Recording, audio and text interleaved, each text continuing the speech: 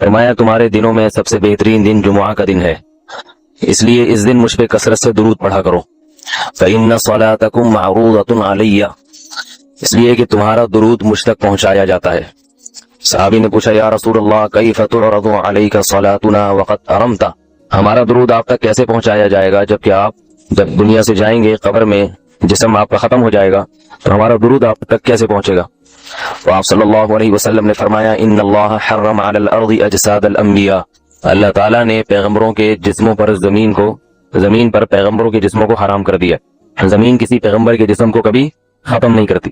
تو یہ بھی امت کا اجماعی عقیدہ ہے کہ جتنے بھی انبیاء ہیں ان کے جسم بالکل سلامت رہتے ہیں۔ شہداء میں تو یہ بہت زیادہ مشاہدہ ہوتا ہے، بہت سارے شہداء کے جسم سلامت رہتے ہیں۔ تو ایک اور حدیث میں آپ صلی اللہ علیہ وسلم نے فرمایا من صلی علیہ صلاۃ صلی اللہ بہا عشرہ، جس نے مجھ پر ایک دفعہ درود بھیجا۔ درود کہتے ہیں نبی صلی اللہ علیہ وسلم کے لیے اللہ تعالیٰ سے خصوصی رحمت کی دعا کرنا۔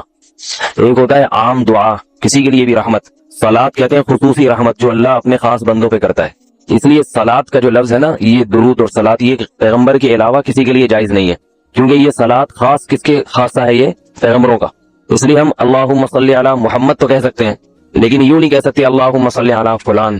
وہ صلی جو ہے نا، صلاۃ یہ خاص قسم کی رحمتیں ہوتی ہیں جو اللہ پیغمبروں پر بھیجتے ہیں۔ کبھی قرآن میں آتا ہے اولئک علیہم صلوات من ربہم رحمہ، کہ جو لوگ صبر کرتے ہیں ان پر اللہ کی خصوصی رحمتیں بھی ہیں اور رحمت بھی ہے۔ تو پتہ چلا صلاۃ اور رحمت میں فرق ہے۔ صلاۃ اعلیٰ قسم کی رحمتوں کو کہتے ہیں۔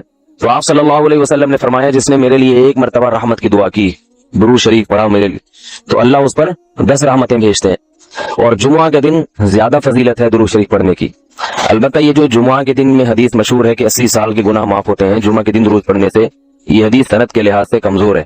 لیکن یہ جو میں نے حدیث پڑھی کہ جمعہ کا دن سب سے بہتر دن ہے، فَأَكْثِرُوا عَلَيَّ مِنَ الصَّلَاةِ فِيهِ، لہذا اس دن مجھ پہ کثرت سے درود پڑھا کرو، یہ بالکل صحیح حدیث ہے۔ جمعہ کے دن درود شریف کی اضافی فضیلت ہے، چونکہ جمعہ کا دن ہے اس لیے میں نے کہا کہ اس بارے میں تھوڑی سی بات کروں۔ ایک اور حدیث میں آتا ہے رسول اللہ صلی اللہ علیہ وسلم نے فرمایا لا تجعلوا قبری عیدا وصلوا علی فإن صلاتکم تبلغنی حیث کنتم، فرمایا میری قبر کو عیدگاہ نہ بناؤ۔ جیسے میلوں کی جگہ ہوتی ہے نا، میلے ٹھیلے، عید پہ جب سب لوگ جمع ہو کے خوشیاں مناتے ہیں، تو جیسے مزاروں پہ ہوتا ہے نا قوالیاں ہو رہی ہیں اور یہ میلے ٹھیلے ہو رہے ہیں، آج کل دیکھا ہے۔ تو پہلے زمانے میں بھی جب کوئی نیک آدمی دنیا سے جاتا تھا تو لوگ اس کی قبر پہ دھرنے مار کے بیٹھ جاتے تھے، اور وہ مجاور اور یہ سب جو ہمارے یہاں ہوتا ہے۔ تو آپ صلی اللہ علیہ وسلم نے منع کیا کہ میری قبر کے ساتھ یہ کچھ مت کرو، البتہ مجھ پہ درود پڑھا کرو، اور فرمایا کہ تم جہاں سے بھی درود پڑھو گے یہ مجھ تک پہنچے گا۔ اور حدیث میں رسول اللہ صلی اللہ علیہ وسلم نے فرمایا ما من احد یسلم علی الا رد اللہ علی روحی فارد علی، کہ جب بھی کوئی مجھ پر سلام بھیجتا ہے اللہ میری روح کو میرے جسم میں لوٹاتے ہیں اور میں اس کے سلام کا جواب دیتا ہوں۔ اب یہ کیسے ہوتا ہے؟ چونکہ یہ برزخی زندگی میں ہے، لہذا اس کی کیفیات میں اور گہرائی میں جانے کی اجازت نہیں ہے۔ جیسے اللہ بہتر سمجھتے ہیں یہ ہوتا ہے، اس کی حقیقت کا ہمیں علم پوری طرح نہیں ہے، تو برزخی زندگی ہے۔ اور حدیث میں آتا ہے رسول اللہ صلی اللہ علیہ وسلم نے فرمایا کہ رغم انف رجل ذکرت عنده فلم يصلی علی، اس شخص کی ناک خاک آلودہ ہو جائے جس کے سامنے میرا نام لیا جائے، میرا تذکرہ ہو اور وہ مجھ پہ درود نہ پڑے۔ ایک اور حدیث میں آپ صلی اللہ علیہ وسلم نے فرمایا البخیل من ذکرت عنده فلم يصلی علی، وہ شخص کنجوس ہے، بخیل ہے جس کے سامنے میرا نام آئے اور مجھ پہ درود نہ پڑے۔ یعنی اتنی بڑی شخصیت اور اتنے بڑے محسن اعظم کا تذکرہ آ رہا ہے اور اس کی زبان سے دعا بھی نہیں نکلتی، تو اس سے بڑا کنجوس دنیا میں کون ہو سکتا ہے؟ ایک اور حدیث میں آپ صلی اللہ علیہ وسلم نے ایک شخص کو دعا مانگتے ہوئے دیکھا جس نے درود شریف پڑھے بغیر دعا شروع کر دی، تو آپ صلی اللہ علیہ وسلم نے فرمایا اس نے دعا میں جلدی کی ہے۔ پھر فرمایا تم میں سے جب کسی شخص کو دعا مانگنی ہو پہلے اللہ کی حمد و ثنا پڑھے، پھر مجھ پر درود بھیجے۔ قرآن مجید میں بھی اللہ نے حکم دیا ان اللہ وملائکتہ یصلون علی النبی، کہ اللہ اور اس کے فرشتے، اللہ بھی رحمت بھیجتے ہیں اور فرشتے بھی رحمت کی دعا کرتے ہیں۔ یا ایھا الذین آمنوا صلوا علیہ وسلموا تسلیما، ایمان والو تم بھی محمد صلی اللہ علیہ وسلم پر درود بھیجا کرو اور سلام بھیجا۔ درود اور سلام میں فرق یہ ہے کہ درود اللہ کی رحمت اور سلامت کہتے ہیں کہ ہر برائی سے، ہر مشکل سے، ہر مصیبت سے بچائیں۔ تو کمال جبھی ہوتا ہے جب اللہ ہر شر سے بچا لے اور اضافی رحمتیں بھی بھیجیں۔ تو علماء نے درود شریف کی حکمتوں میں لکھا ہے کہ درود شریف جو اللہ نے ہمیں پڑھنے کا حکم دیا، اس کی بنیادی وجہ تو سب کو معلوم ہے کہ سب سے زیادہ احسانات اس کائنات میں اللہ کے بعد کس کے ہیں؟ محمد صلی اللہ علیہ وسلم۔ تو آپ صلی اللہ علیہ وسلم کے احسانات سب سے زیادہ ہیں انسانیت پر، انسان کو انسان آپ صلی اللہ علیہ وسلم نے بنایا، اور اہل اسلام تو سب سے زیادہ ان احسانات کے تلے دبے ہوئے۔ تو ہم کوئی بھی عبادت اگر کر رہے ہیں، دعا بھی اگر مانگ رہے ہیں، تو یہ بھی کس کی وجہ سے توفیق مل رہی ہے؟ नबी सल्लल्लाहु अलैहि वसल्लम, क्योंकि आप सल्लल्लाहु अलैहि वसल्लम ने ही ये सारी चीजें सिखाई हैं। तो हर काम में हुक्म ये है कि भाई जिसका एहसान है, जिसकी वजह से तुम्हें ये रहनुमाई मिली, पहले उसका भी तो कुछ ख्याल करो, उसका भी है ना, अल्लाह से उसके लिए दुआ मांगो ताकि तुम्हारी तरफ से भी कुछ शुक्र हो। दूसरी बात उलमा ने लिखी है कि इसमें हिकमत यह है कि दुरूद शरीफ पढ़ने से तौहीद का अकीदा मजबूत होता है। और तौहीद, दुरूद शरीफ नबी से दुआ नहीं है बल्कि अल्लाह से दुआ है। किसके लिए? नबी के लिए। तो पता ये चला कि नबी पर भी अल्लाह की रहमतें होंगी, और दुआ कौन मांग रहा है? हम मांग रहे हैं। तो इसमें नबी से मांगने का दरवाजा बंद कर दिया। तो नबी से मांगने का इस्लाम में कोई तसव्वुर नहीं है, बल्कि नबी के लिए भी अल्लाह से मांगा जाएगा। तो जब नबी के लिए भी अल्लाह से मांगने का हुक्म है, तो अपने लिए नबी से कैसे मांगने का हुक्म हो गया? समझ में आ रही है बात कि नहीं आ रही? यानी नबी के लिए भी किससे मांगने का हुक्म है? अल्लाह से। तो अपने लिए किससे मांगेंगे? बतरीक़ औला हम फिर अल्लाह से मांगेंगे। तो इससे अकीदा तौहीद मजबूत होता है। और तीसरी बात ये कि उलमा ने लिखा है कि जब दुरूद शरीफ पढ़ें तो इस नजरिए से ना पढ़ें कि नबी हमारी दुआ के मोहताज हैं। नबी अल्लाह की रहमत के तो मोहताज हैं, वो तो दुरूद शरीफ से पता चलता है, लेकिन अल्लाह की वो रहमत उस वक्त भी होती अगर हम ये दुआ ना मांगते। तो हमें इसलिए है कि हम भी उंगली कटा के शहीदों में नाम लिखवा लें। समझ रहे हैं ना? इसकी हजरत मौलाना अशरफ अली थानवी रहमहुल्लाह ने बड़ी प्यारी मिसाल दी। फरमाया कि जैसे कोई बादशाह अपने शहजादे पर कुछ इनाम करना चाहे, बादशाह तो चाहता है ना अपनी औलाद को नवाजना, अपने महबूब, शहजादा उसका महबूब होता है।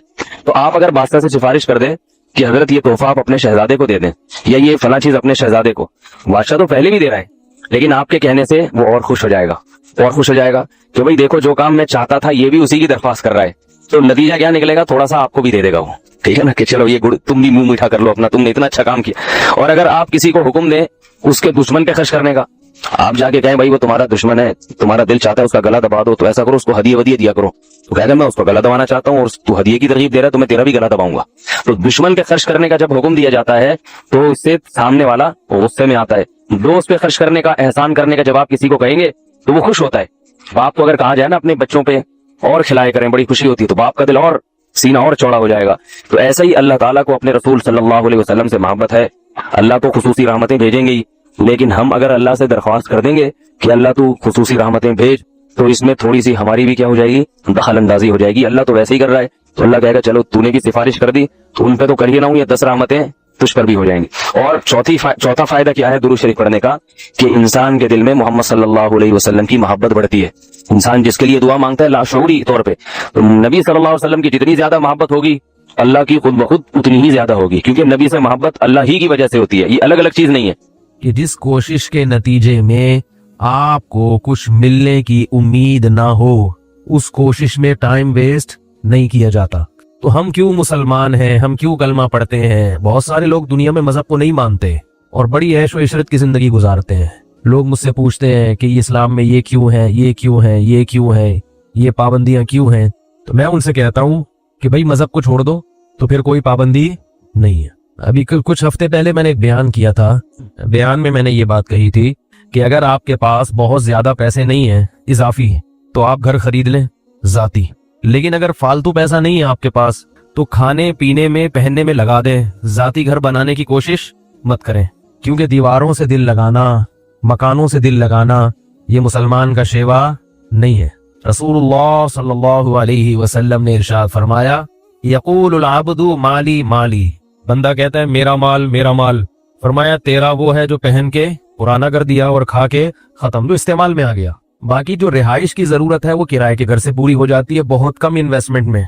जाती घर के लिए जितनी इन्वेस्टमेंट करनी पड़ती है उतनी इंसान की जिंदगी उसका साथ नहीं देती। बस एक हसरत के मेरा अपना घर क्यों नहीं है। तो मैं बार बार ये बात कहता हूँ कि भाई किराए के घर से भी जनाजा निकलेगा और जाती घर से भी जनाजा। जिसका जाती घर हो वो भी जाती नहीं है, ये दिमाग से निकाल दे। जाती वाती कुछ नहीं होता, सब उधार अल्लाह ने दिया हुआ है। ये टोपी, चश्मा, पगड़ी, बनियान ये भी उधार है। तो उधार ना होते तो अल्लाह वापस थोड़ी लेता। समझा पा रहा हूँ? भाई सब अल्लाह ने कुछ दिन के लिए इस्तेमाल की चीजें दी हुई हैं। मताउन कलील, कुरान कह रहा है जिंदगी गुजारने का थोड़ा सा सामान है। बहरिया टाउन के बड़े बड़े प्लॉट को अल्लाह क्या कह रहे हैं? मता, थोड़ा सा ज़्यादा राह है। ज़्यादा राह किसे कहते हैं? जो हम जब सफर में जाते हैं ना तो 2-4 रोटियां टिफिन में रख ली और 2-4 एक गद्दा तकिया ले लिया कि रात को ट्रेन में या जहाज में लोगों ने आजकल वो गर्दन पे लगाने के लिया होता है ना कि कहीं आंख लगानी पड़ जाए तो गर्दन टेढ़ी ना हो जाए। तो ये है ज़्यादा राह। तो अल्लाह फरमाते हैं ये ज़्यादा राह है, थोड़े दिन का सामान है, बस फिर वापस ले लूंगा। तो थोड़े दिन के सामान में करोड़ों की इन्वेस्टमेंट वो करे जिसके पास अरबों। तो चलो सारे खर्चे हो गए तो अब चलो ये घर भी ले लो, नहीं है तो फिर कोई टेंशन नहीं है, जरा गला कुछ सेटिंग आउट हुई है इसलिए थोड़ा सा बार बार खांस रहा हूं, माजरत। तो नहीं है तो फिर टेंशन लेने का नहीं, क्योंकि वैसे भी निकलना है। तो मैंने 2-4 दिन पहले किसी को ये बात समझाई, कुछ लोग बैठे हुए थे, समझाता रहा, वो बहस करते रहे, नहीं नहीं नहीं नहीं।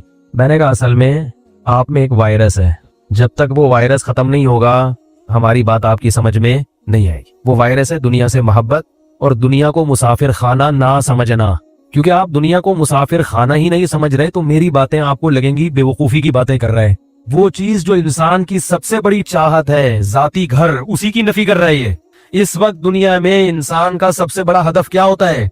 मेरा जाती घर हो, और ये उसी की नफी कर रहा है। तो फिर ऐसे लोग मौलवियों को बेवकूफ तो समझेंगे ना।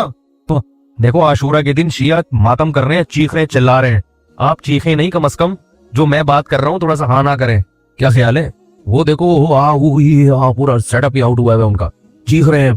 तो आप, हम नहीं कहते चीखें चिल्लाएं, लेकिन जब बयान हो रहा हो तो अपना रिस्पॉन्स तो ऐसा देना कि कुछ थोड़ा सा लगे कि आप लोग बात सुन रहे हैं। वो शिया जाकिरों की तकरीरें सुने, क्या सा हाहू चल रहा होता है। शिया जाकिर जो मुहर्रम में उनकी जो तकरीरें हैं आप देखें, मजमा शोर कैसा मचाता है, हाँ ऐसे जबरदस्त नारे लग रहे होते हैं। हालांकि बहुत सी बातें खुद पब्लिक की समझ में नहीं भी आ रही होती, कि वो पता नहीं झूठे किस्से रिवायतें भी पेश कर रहे होते हैं बाज जाकिर, यानी कि तकरीबन तमाम।